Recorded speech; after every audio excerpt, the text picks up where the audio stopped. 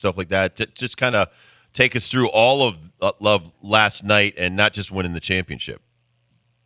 Well, look, the one thing I've got to start out with is just how appreciative I am, and I'm sure our team and coaches, as well as the rest of the conference, of the fan support. And to be at Mohegan Sun for a few days and to see all of our people wearing their Uconn gear and really coming out, not just to support our team, but they go to all the women's basketball games there. I mean, and it really makes it and gives it a tournament championship type feel. And so, just really appreciate our fan base for supporting not just our team, but that whole event. It makes it something special for all the teams involved. And I don't know that I can convey how much people appreciate that from all the schools. But look, it's another championship. We're very proud of our program and proud of the work that our team did. I think there were some really good individual performances throughout the tournament.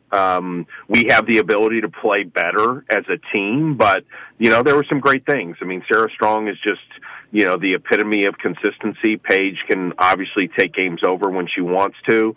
Saw some good things out of AZ Fudd. So, look, I think we're primed and ready. We get a couple opportunities at Gamble here coming up in a couple weeks, and will most likely be the last time that our fans will get a chance to see Paige Becker's don a Uconn uniform in Gamble. So that's coming up in about a week. We have the Big East men's tournament going down this week. Uconn will start on Thursday against either the 11 or the 6 seed, late night, 9 o'clock. But I know I'm not getting ahead because we're not going to talk to you until Tuesday.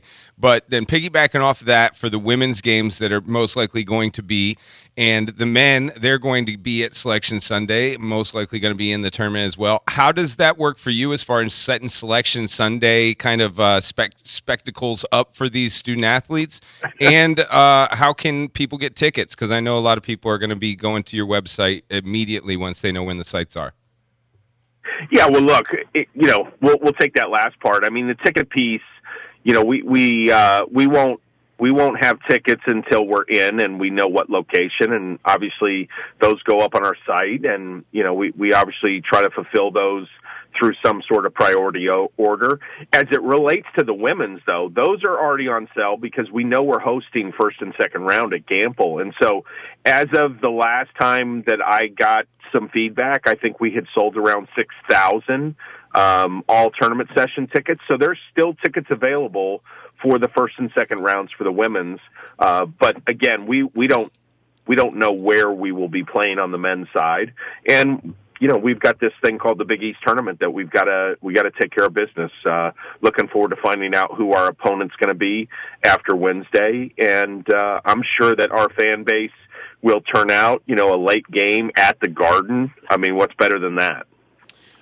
Dan Hurley was on 60 Minutes, and my wife dug up. His father was on 60 Minutes like 11 years ago, and I just thought it was really cool that now Dan's been on there and his dad's been on there and stuff like that. What'd you think of him on 60 Minutes? I know he's got a thing with Jeremy Schaap coming up. He's getting a lot of publicity here.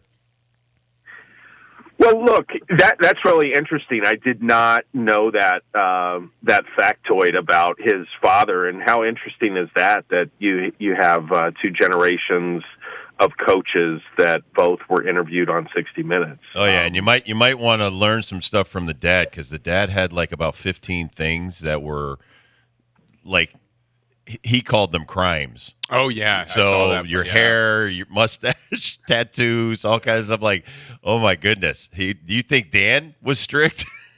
you gotta see. Yeah, well, let's just agree that things have evolved a little bit. So, that's what I'm saying. That's what I'm getting at. Yeah. People think Dan's a little bit tough. Yeah, his dad was really tough.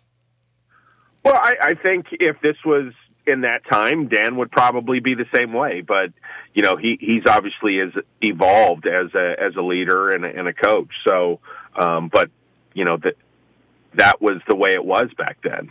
That was the approach of a strict, disciplinarian type coach, which certainly his dad was. But look, I mean, it's. I think for Coach Hurley, I think there's probably part of all the attention that, is in some ways, a little bit part of the plan. It certainly helps with the brand in a lot of ways. He can get his message out and broadcast that to a lot of people in different ways.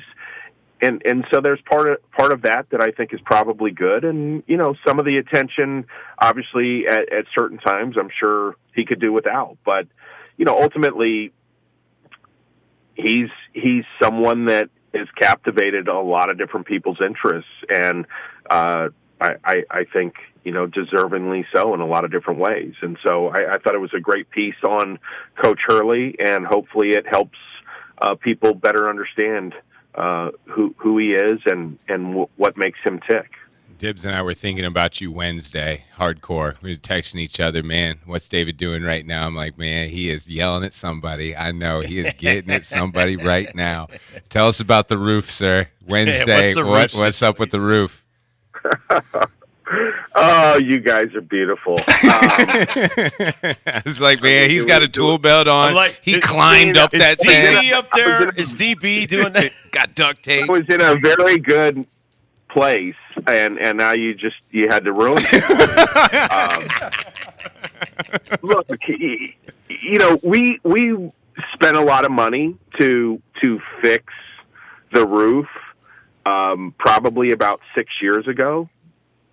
And maybe it's been 7, but at least 6. Obviously we're still having challenges with it. And the thing for me is, we can't be in a situation where, based on weather, we could wind up being in a position like we were in the other day. And the challenge with that roof, among other things, is, it's not like there's a catwalk up there. Right. So it wasn't like, hey, I sent Evan Feinglass, who many of you know, and Evan would do anything, but it wasn't like, hey, Evan, go up and, patch the leak or, put a bucket up there. We just had to say a few words and hope that someone was listening, because the reality is it just stopped leaking. I don't think it was ever an excessive drip, but for those of you that recall that game and being outside, it was a driving rain. Oh, yeah. And what I've been told is, on the exterior of that building and the roof, there are seals and there are bolts that are somewhat exposed. And when you get ice up there, and for those of us that have been around a lot, sometimes that ice just slides down that building when things melt enough, and it can have a shearing effect to some of those seals and bolts. And so then you get a rain and a wind like that, and you wind up getting a little leak. And fortunately, the leak just miraculously stopped right when we needed it to, and we were able to move forward and play the game. But what I can promise you is we are going to address that situation, and that may require us to do something to the roof that, changes the exterior look of it, because, to replace the entire roof would be a significant amount of time and money. So there's a lot of examples of how you can put like an exterior seal on that, and there's many roofs around the country with sports facilities, both football and basketball, that use these exterior insulated type systems. Awesome. And that's probably what we're going to have to do, and that will resolve the issue, because that will be an impenetrable surface from the standpoint of weather. No, that's why we love talking to you on Tuesdays, because we know you have more than just trying to set up these games and all of the logistics, and all of a sudden it's like, know. Oh my God, we got a leak. Really? Great. The whole country's watching this game, and we got a leak. No, yeah, we have to be generalists in our profession, because to be an expert in one thing, I think it'd be very difficult to live and be successful within college athletics, because it's so dynamic.